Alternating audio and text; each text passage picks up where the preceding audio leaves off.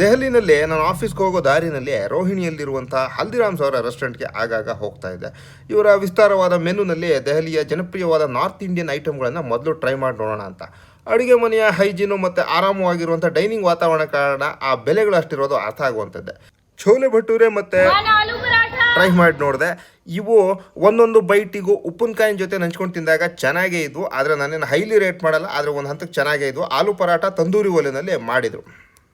ಇನ್ನು ದೆಹಲಿಯ ಜನಪ್ರಿಯ ಚಾಟ್ ಐಟಮ್ಗಳಾದ ಆಲೂ ಟಿಕ್ಕಿ, ದಹಿ ಬಲ್ಲೆ, ದಹಿ ಪಾಪ್ಡಿ, ಛೋಲೆ ಸಮೋಸ ಅಂತೆಲ್ಲ ಟ್ರೈ ಮಾಡಿ ನೋಡಿದೆ. ನೀವು ಬಂದು ತಿಂದು ನೋಡಿ ಅನ್ನುವಷ್ಟಂತೂ ಇಷ್ಟ ಆದೋ. ಹೈಜಿನಿಕಲಿ ತುಂಬ ಟೇಸ್ಟಿಯಾಗೇ ಇದ್ವು. ಆ ಸಿಂಪಲ್ ಆಗಿರುವಂಥ ಆಲೂ ಚಾಟು ಕೂಡ ಭಾಳ ಚೆನ್ನಾಗೇ ಇತ್ತು. ಆದರೆ ನನಗೆ ಆ ಸಮೋಸ ಮತ್ತು ಆ ಕಡಲೆ ಬೀಜದ ಕಟ್ಲೆಟು ಒಂಚೂರು ಇಷ್ಟ ಆಗಲಿಲ್ಲ. ಅವುಗಳ ಮಸಾಲೆ ಹದ ಭಾಳ ಕೆಟ್ಟದಾಗಿತ್ತು. ಇನ್ನು ಚಾಟ್ಸ್ ಬಿಟ್ಟರೆ ನನಗೆ ಇಲ್ಲಿ ತುಂಬ ಇಷ್ಟ ಆಗಿದ್ದು ಅಂದರೆ ಅವರ ಸ್ವೀಟ್ ಸೆಕ್ಷನ್ನಲ್ಲಿರುವಂಥ ಬೇರೆ ಬೇರೆ ಹಣ್ಣುಗಳ ಚಾಕ್ಲೇಟು ಮತ್ತು ಡ್ರೈ ಫ್ರೂಟ್ಗಳ ಬೈಟ್ಗಳು.